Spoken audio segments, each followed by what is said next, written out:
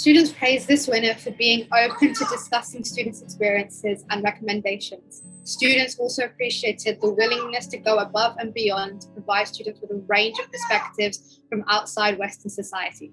So, the outstanding content that embeds decolonizing in the curriculum goes to Louise Chambers.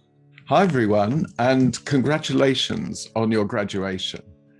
Firstly, I would like to thank the students who nominated me for this award, and I feel very humbled by the nomination. And I really want to continue to develop our curriculum so that it meets the needs of students who come to Goldsmiths from so many different backgrounds and experiences. I think that we live in very hostile times where some governments and organizations are trying to push back against the I think modest advances made through initiatives like Black Lives Matter and the #MeToo movements. And now more than ever, I think we need to be alert and attentive to voices from marginalized groups who remind us of the ways in which racism, misogyny, queerphobia, classism, and disableism continue to corrupt our institutions and our pedagogy.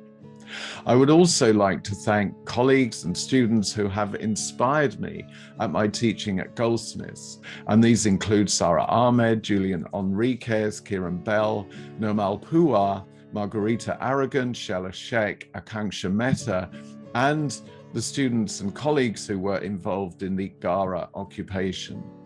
I would also like to thank the students who are graduating this year. I've learned as much listening to students about your lives and experiences as I have from reading academic books, and I know that I will continue to be inspired by you in the future. Hwaiting, as they say in South Korea.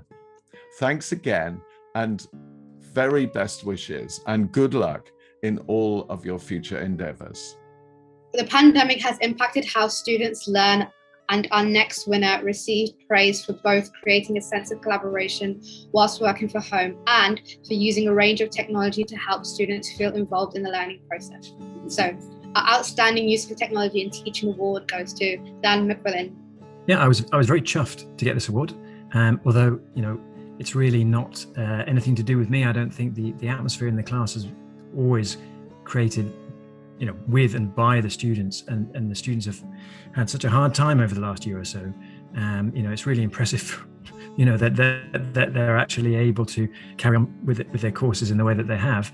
But it's great to hear that the classes have been collaborative. That's exactly what I aim for. The stuff that I teach is constantly emerging anyway, so it's always about saying, look, here's something interesting. This is what I think of it. And what do you think of it?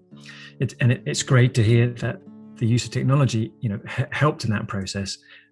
I'm a personal fan of my technique of the quiz with no right answers, where we go through the quiz and then discuss which one of the answers should be the right one. But I was just very, very happy to be appreciated, and I would just like to say that I really appreciate all of the students that I've taught in the last year, and despite all the limitations, it's been a really fun and enjoyable experience. Although I really did miss meeting everybody in person. Fostering communities has never been so important, and student feedback stressed the importance of our winner support with organising non-academic events, creating a VLE form for students to put collaboration opportunities, and securing funding for the creation of community leading. Therefore, our outstanding contributions to help foster communities goes to Leanne Bedford. Hello, I hope you're all having a lovely day.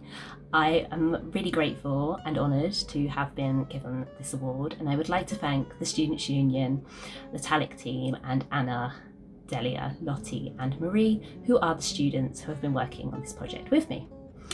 It's a little surreal to be receiving this award, partly because I'm a professional, not an academic, so it's quite funny to receive something called a Student-Led Teaching Award. But also because I feel like I have barely touched the tip of the iceberg when it comes to building community at Goldsmiths, and only just begun the process of studying, researching, supporting and facilitating community development in general. Building community takes time and commitment. It requires a lot of listening and analysing and experimentation, like I've done in my project. But it's also an incredibly interesting and rewarding process.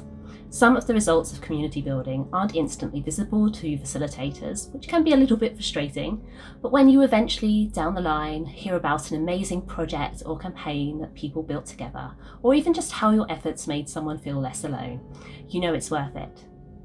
And I have so much more to do, and so many stories I hope to hear in the future.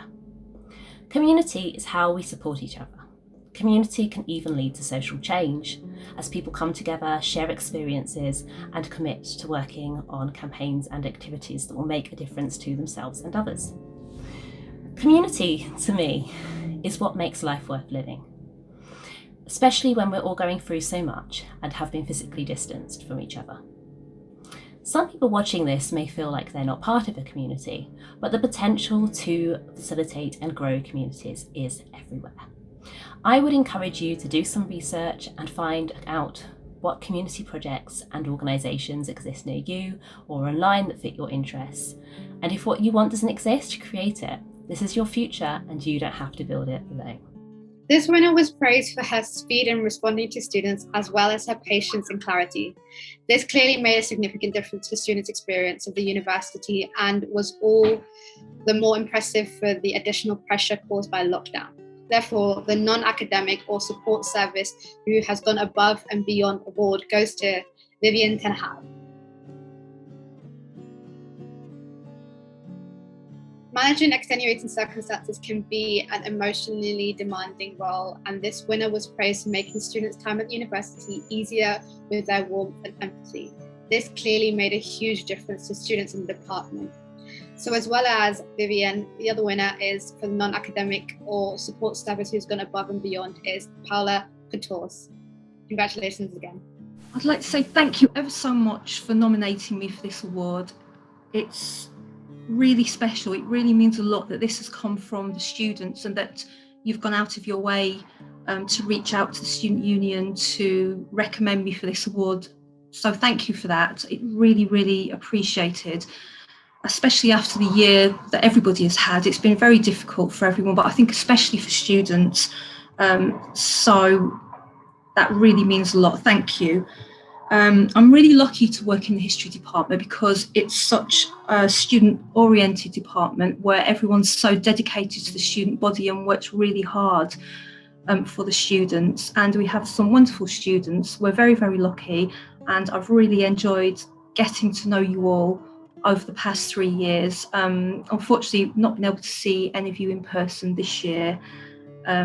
So that is a real shame, but unfortunately, that is sort of how things are. I'd also like to say thank you to the Student Union for organising this. Take care, thank you. Many students praised the winner of our Challenging and Inspiring Teaching Award for being both groundbreaking and accessible when teaching. Students also had huge appreciation for the care given to help them develop both critical thinking as well as community building. So the Challenging and Inspirational Teaching Award goes to Akanksha Mehta.